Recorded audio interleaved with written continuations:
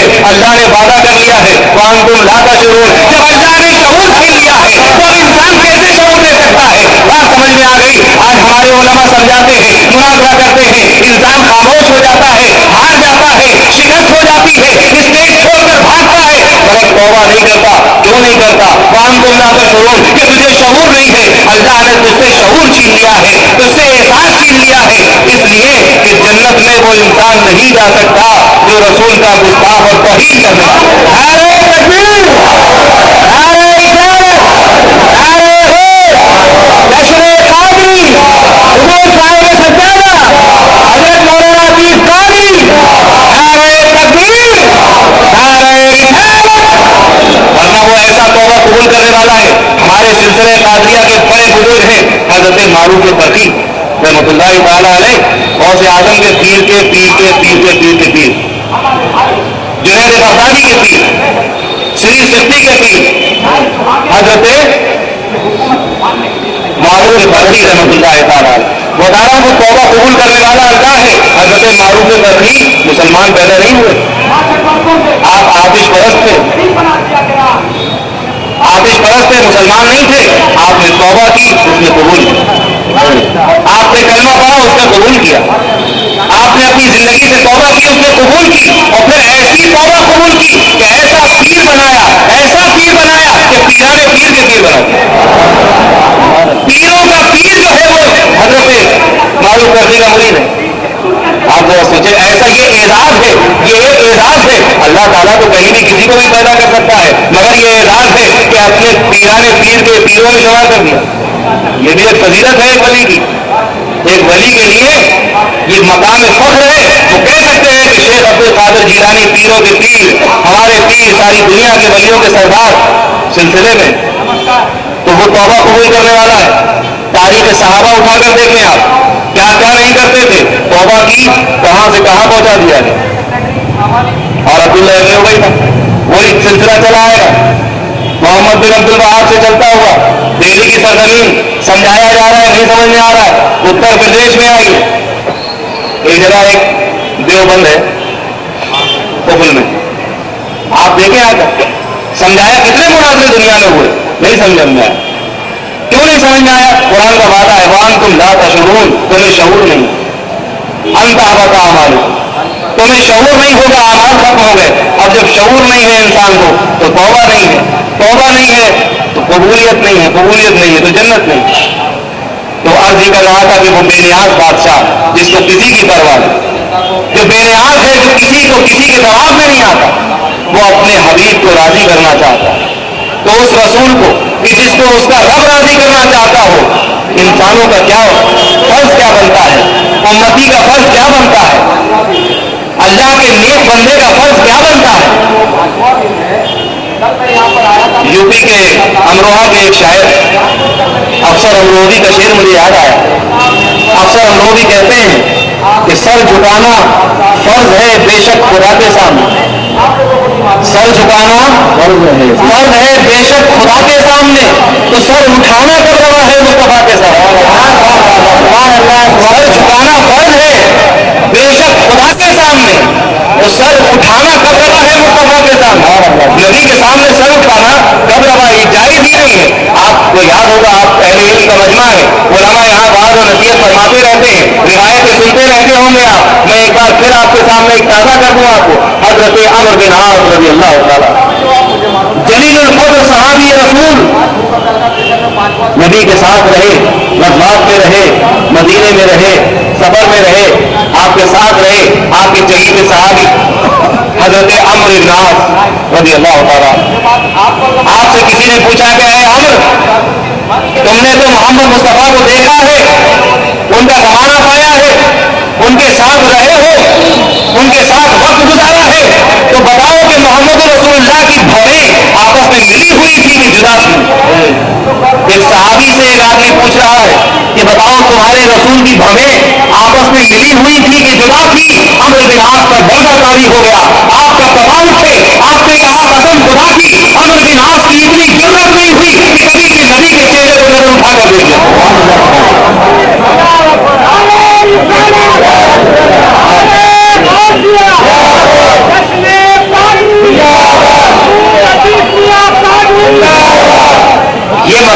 मोहम्मद रसूलुल्लाह का। सहाबी, दो सहाबी, अल्लाह अकबर, कुरान कह रहा है रज़ी अल्लाहु अन्हुम व रज़ू अन्हु, ये अल्लाह से राजी है, अल्लाह इनसे राजी है। वो सहाबी कहता है कि जुर्रत नहीं हुई कि निगाह उठाकर देख लेता, ये बेअदबी है। शायर मशरिक डॉक्टर इकबाल कहता है कि तौहीद की बात तो दूसरी रही, मेरी नजर में तो ये भी रसूल की तौहीद है कि अगर कोई मौलिद ये लिखे कि फला मौके पर नबी के कपड़े मैंने थे, ये भी तौहीद है नबी। डॉक्टर इकबाल की जिक्र आ गया तो शेर सूरी जी कहता है कि खैमा अफलाक का इस तारा इसी नाम से है, ये जो आसमान तना हुआ है ना, ये एक नाम की बरकत है। कहता है खैमा अफलाक का इस तारा इसी नाम से है, नब्ज़े हस्ती तपिश आमादा इसी नाम से है, चश्मे अक़वाम ये नज़ारा अबद तक देखे, रिफ़त शान रवाना लगा जिक्र देखे। आज मसला दूसरा हो गया। आज हमने तौहीद और रिसालत को अलग अलग दो कज़ियों में समझने की कोशिश की, इसलिए गुमराही फैल गई। तौहीद को अगर तौहीद को रिसालत से अलग रखकर समझा जाता तो कलमे तैयबा में रिसालत का जिक्र न होता। अगर तौहीद को रिसालत के बगैर समझा जा सकता तो फिर कलमे तैयबा में रिसालत का जिक्र नहीं होता, सिर्फ तौहीद का जिक्र होता। मगर ना तो रिसालत तौहीद के बगैर समझ में आने वाली और ना तौहीद रिसालत के बगैर समझ में आने वाली है। किसकी तौहीद समझोगे? वो कौन है? अल्लाह। कौन बताए? हमने तो देखा नहीं, आपने तो देखा नहीं। ताजदार अहले सुन्नत फरमाते हैं कि गुलाम ऐसे नबी का हूँ खुदा को जिसने देखा है, गुलाम ऐसे नबी का हूँ खुदा को जिसने देखा है, मैं बिन देखे खुदा पर इसलिए ही बात आया। तो उसकी पैदानियत को मानने के लिए मानना होगा कि मोहम्मद एक रसूल है। जब वो कहेंगे कि अल्लाह एक है तो मानोगे कि अल्लाह है। तो रिसालत से तौहीद के फलसफे को अलग नहीं कर सकते। इंसान ने शिर्क और तौहीद के पैमाने बदल लिए। अकल क्या है? इंसान को शैतान पीछे पड़ा हुआ। शिर्क किसे कहते हैं? मैं हर जगह कहता हूं कि भाई मुझे एक पर्ची पर कोई लाकर लिख कर दे दे कि शिर्क क्या है, ताकि तय हो जाए कि फिर उससे आदमी मुकरे नहीं। फिर मैं बताऊं कि वो जो डेफिनेशन लिख कर दे गया है उसके उस डेफिनेशन के तहत कितने सहाबियों ने शिर्क किया, कुरान की कितनी आयतों में शिर्क करने का हुक्म आ गया, सहाबा इकराम ने कितनी बार ये अमल किया है जिसको तुम शिर्क समझते हो। आप कहेंगे कैसी बात कर दी? एक फलसफा है, समझाने और समझने की बात है। शिर्क एक आम डेफिनेशन एक इंसान करता है जो गुमराही फैला रहा है, कहता है कि अल्लाह तबारक व तआला के बराबर साथ में किसी का जिक्र कर दिया शिर्क है, उसके बराबर शरीक कर दिया ये शिर्क है। ये शिर्क की मुकम्मल तारीफ नहीं, बुखारी शरीफ की सही हदीस दे रहा हूं। और ये लोग बुखारी को बहुत मानते हैं, इमाम बुखारी के बड़े मानने वाले, कहते हैं बुखारी में दिखाई बगैर किसी और किसी किताब में नहीं मानेंगे। बुखारी की हदीस हजरत अब्दुल्लाह इब्न मसऊद से इमाम बुखारी रिवायत करते हैं, तखरीज करते हैं। अब आप गौर कीजिएगा, अल्लाह के बराबरी को शिर्क कहा जाता है। सवाल करूंगा आपसे, हदीस सुन लीजिए। हजरत अब्दुल्लाह इब्न मसऊद अपने गुलाम को मार रहे हैं, अपने गुलाम पर चाबुक चला रहे हैं और गुलाम चीख रहा है आऊज़ु बिल्लाहि मिनका, मैं तेरे शर से अल्लाह की पनाह चाहता हूँ, आऊज़ु बिल्लाहि मिनका। मगर अब्दुल्लाह इब्न मसऊद का हाथ रुकता नहीं है। इतने में देखा कि नबी करीम अपने काशाने अक़दस से बाहर आए, गुलाम की निगाह मोहम्मद मुस्तफा पर पड़ती है और वो चीखता है आऊज़ु बिरसूलिल्लाहि मिनका, मैं रसूलुल्लाह की पनाह चाहता हूँ तेरी मार से। रावी कहता है, बुखारी तहरीर करते हैं कि अब्दुल्लाह इब्न मसऊद का हाथ रुक गया। क्या कहेंगे इसको? ये शिर्क है। अब सवाल करने वाला सवाल करता है कि गुलाम जब अल्लाह के नाम पर माफी मांग रहा था तो छुटकारा नहीं दे रहे थे, जब रसूल के नाम पर माफी मांगी छुटकारा दे दिया। ये सहाबी का अमल है, किसी हम काफिया का अमल नहीं है, ये सहाबी का अमल है। ये दलील है, ये हुज्जत है, ये हुज्जत है अहले इस्लाम के लिए, ये दलील है मुसलमानों के लिए। कुल्लुहुम मौलून का दर्जा रखते हैं अब्दुल्लाह इब्न मसऊद। वो तमाम के तमाम सिता है, सहाबी। एक सहाबी का अमल है कि रसूलुल्लाह के नाम पर छोड़ा, उसने कहा कि आऊज़ु बिरसूलिल्लाहि मिनका। आज तक आप सिर्फ आऊज़ु बिल्लाह पढ़ते आए होंगे। हज़रत अब्दुल्लाह इब्न मसऊद फरमा रहे हैं, बुखारी बोल रहा है कि आऊज़ु बिल्लाह की साथ साथ अगर कोई इंसान आऊज़ु बिरसूलिल्लाहि कहता है तब भी कबूल किया जाता है, मकबूल किया जाता है। और एक सहाबी का अमल इस बात पर गवाह बन गया कि जब ہی زندہ کہو گے تو نجات دی جائے گی۔ عبداللہ ابن مسعود یہ جانتے تھے، یہ سوال پیدا ہوتا ہے کہ رسول کے نام پہ کیوں چھوڑ دیا؟ کیونکہ وہ یہ جانتے تھے کہ اللہ بھی اسی نام پہ بخشنے والا ہے، اللہ بھی اسی نام پہ چھوڑنے والا ہے، اللہ بھی اسی نام پہ چھٹکارا دینے والا ہے۔ حضرت آدم سے پوچھو کہ کیسے چھٹکارا ملا، فرمائیں گے کہ اسی نام کے ذریعے چھٹکارا ملا۔ نوح سے پوچھو کہ کشتی کو کنارہ کیسے ملا، کہیں گے کہ اسی نام کی برکت سے کنارہ ملا۔ آپ سوال کرتے چلے آئیں، جواب ملتے چلے جائیں گے۔ حضرت اسماعیل سے پوچھو کہ کس طریقے سے نجات نصیب ہوئی، چھری گردن پہ چل کیوں نہیں رہی تھی؟ اسی نام کی برکت، اسی نام کی برکت تھی کہ جس نام پر اللہ نے اپنے نام کو جوڑ دیا، لا الہ الا اللہ محمد رسول اللہ۔ فرمایا اذا ذکرت ذکرت معی، جب میرا ذکر ہوگا میرے ساتھ تیرا ذکر ہوگا۔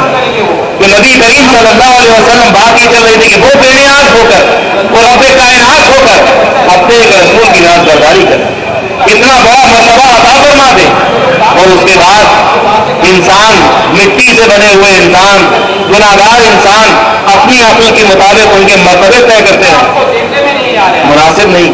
آپ ذرا بخاری شریف اٹھا کر دیکھیں، بخاری کی صحیح روایت ہے، نبی کریم صلی اللہ علیہ وسلم تشریف فرما ہے، آپ کا کرتا مبارک بوسیدہ ہو گیا ہے، آپ کا کرتا پرانا ہو گیا ہے، بوسیدہ ہے، پیبند لگے ہوئے ہیں، کسی نے آپ کو ایک کرتا نظر کیا، آپ نے قبول فرمایا، آپ نے زیب تن فرمایا، ابھی آپ نے پہنا ہی تھا کہ ایک صحابی نے سوال کر دیا، یا رسول اللہ مجھے عطا کر دے، اور وہ بارگاہ محمدی ہے کہ جہاں سے کوئی خالی واپس نہیں ہے۔ شاعر کہتا ہے کہ درے رسول پر ایسا کبھی نہیں دیکھا، درے رسول پر ایسا کبھی نہیں دیکھا، کوئی سوال کرے اور وہ عطا نہ کرے، کوئی سوال کرے اور وہ عطا نہ کرے۔ اور ان کی سخاوت کی بات آئی تو مجھے تاجدار سنت کا ایک شعر پھر یاد آیا، فرماتے ہیں کہ ذکر کیا نوشیر واقع، نام حاتم کا نہ لو ان کی عطا کے سامنے، نام حاتم کا نہ لو ان کی عطا کے سامنے، ذکر کیا نوشیر واقع مصطفیٰ کے سامنے۔ تو اس نے کہا، صحابی نے کہا یا رسول اللہ عطا کر دے، آپ نے فوراً اتار کر عطا کر دیا۔ نبی کریم کی سخاوت، انسان اپنے آپ کو کہتا ہے کہ عبادتوں کے دم پر تہجد اور نوافل کی کثرت سے نبی کے برابر ہو سکتے ہیں۔ نبی کریم صلی اللہ علیہ وسلم کے پاس 90,000 درہم کہیں سے آئے، آپ نے اپنے گھر کے باہر ڈھیر لگایا، فرمایا بلال مدینے کی گلیوں میں اعلان کر دو، جو ضرورت مند ہو یہاں سے آ کر لے جائے۔ لوگ آئے، اپنی ضرورت کے مطابق لے کر چلے گئے، 90,000 درہم خرچ ہو گئے۔ آخر میں ایک آدمی آتا ہے، کہتا ہے یا رسول اللہ میری ضرورت، آپ نے فرمایا کہ بھائی تم آئے ہو تو درہم تو ختم ہو گئے سارے، اب تم آئے ہو تو بازار سے میرے نام پر ادھار لے لو، جب میرے پاس پیسے ہوں گے میں ادا کر دوں گا۔ یہ حال ہے محمد رسول اللہ، آپ اقامت ہو چکی ہے، آپ مسلح پر اللہ اکبر کہہ کر نیت باندھنا چاہتے ہیں کہ گھر کے دروازے پر کسی فقیر نے آواز دی، آپ مسلح چھوڑ کر اس کے پاس چلے گئے، اس کی حاجت پوچھی، گھر سے لا کر اس کو سامان دیا، اس کے بعد آپ نے آ کر مسلح کا امامت کیا۔ اب انسان نے سوال کر دیا رسول اللہ کرتا عطا کر دیجیے، آپ نے کرتا عطا کر دیا۔ صحابہ نے کہا کہ بھائی تمہیں شرم آنی چاہیے، نبی کریم کے پاس تو ایک ہی کرتا تھا، پرانا کرتا تھا، کچھ دنوں پہننے دیا ہوتا نیا کرتا، اس کے بعد لیتے، تمہارے پاس تو کئی کرتے ہیں، تم اس کرتے کا کیا کرو گے؟ سوال پیدا ہوا نا کہ تم اس کرتے کا کیا کرو گے؟ اب میں آپ سے سوال کرتا ہوں، ہم لوگ ہوتے تو کیا کہتے ہیں کہ پہنیں گے، گھر میں رکھ لیں گے، سنبھال کے رکھیں گے۔ آپ کہو گے، میں کہوں گا کہ میں اس کرتے سے برکت حاصل کروں گا تو فتویٰ لگ جائے گا کہ برکت تو صرف اللہ دیتا ہے، برکت تو غیر اللہ کے پاس نہیں ملتی، یہ تو شرک ہو گیا، یہ تو بدعت ہو گئی۔ بخاری پڑھیے، صحیح بخاری ہے، صحابی سے پوچھا کہ تم کرتے کا کیا کرو گے؟ صحابی کہتا ہے لا اتبرک بہا واکفن فیہا، میں اس سے برکتیں حاصل کروں گا اور جب مر جاؤں گا تو اسی کرتے میں قبر کروں گا۔ نعرہ تکبیر، نعرہ رسالت، جشن قادری، حضور صاحب سجادہ حضرت مولانا عتیق قادری، نعرہ تکبیر، نعرہ رسالت۔ فرمایا عرض برکتیں حاصل کروں گا، لا اتبرک بہا، اس سے برکتیں حاصل کروں گا، وہ ابفل فیہا، اور اسی میں میرا کفن بنایا جائے گا۔ آپ بتائیے کسی کے کرتے چوہے میں کفن بنایا جاتا ہے؟ نہیں بنایا جاتا ہے۔